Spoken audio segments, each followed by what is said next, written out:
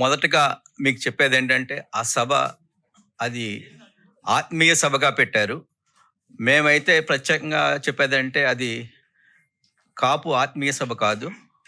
రాజకీయ నిరుద్యోగుల ఆర్తనాద సభ అని నేను చెప్తా. మీరు అక్కడ చూసిన వాళ్ళందరూ కూడా ఏం చెప్పారు బయటకొచ్చి? ఏం ప్రాబ్లమ్ ఉందని చెప్పారు? ఇదే నాయకులు వైఎస్ఆర్‌సీపీలో మేము ఈడబ్ల్యూఎస్ రిజర్వేషన్ తీసేస్తున్నానని చెప్పి జగన్ అన్నప్పుడు వీళ్ళు ఏమీ మాట్లాడలేదు. అటువంటి వాళ్ళు మేము 2014, 19లో కాపు భవనాలకు గాను ప్రత్యేకంగా 27 కాపు భవనాలకి ముఖ్యమంత్రి చంద్రబాబు నాయుడు గారు రాష్ట్రం అంతటా కూడా పనులు ప్రారంభించి 80% పనులు 2019 వరకు అవగొట్టితే కతిమ 20% పనులు అవగొట్టకుండా వైఎస్ఆర్‌సీపీ గవర్నమెంట్ ఆ టైంలో ఏ విధంగా ముందుకు తీసుకెళ్ళాలని ఆపినప్పుడు ఈ కాపు నాయకులు ఏం చేశారు? ఈరోజు వీళ్ళందరూ వచ్చి మేము కాపులకి సరిగ్గా జరగట్లేదు అంటానికి కారణం ఏంటంటే వారు రాజకీయంగా ఏదో లబ్ధి పొందాలనే ఉద్దేశంతో చేస్తుంది తప్ప ఇది పర్టికులర్గా ఏదో కాపుల మీద ప్రేమతో చేసింది కాదని చెప్పి మేము చెప్తున్నాం. సభ అసలు సక్సెస్సే కాదు. వాళ్ళు వచ్చి బయటకు వచ్చి ఏం చెప్పగలిగారండి?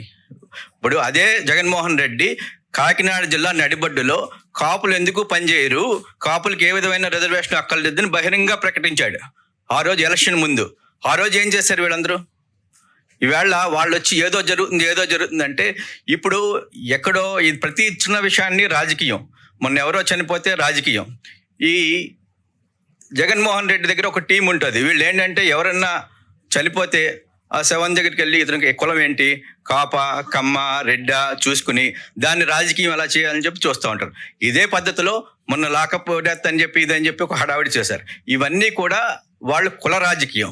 మీకు పర్టికులర్గా చెప్పాలంటే ఇదే త్రిమూర్తులు